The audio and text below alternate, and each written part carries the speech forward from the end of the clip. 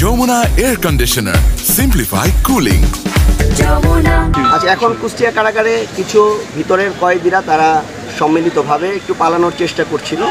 আমরা খবর পেয়ে খুব দ্রুত এখানে চলে এসেছি একটা বড় ফোর্স নিয়ে, এবং আমাদের প্রেজেন্সের মাধ্যমে বাইরে থেকে কেউ ভিতরে যেতে পারে নাই, এবং এখানে যারা কারারক্ষী যারা ছিলেন তারাও খুব প্রম্পট অ্যাকশন নিয়েছেন।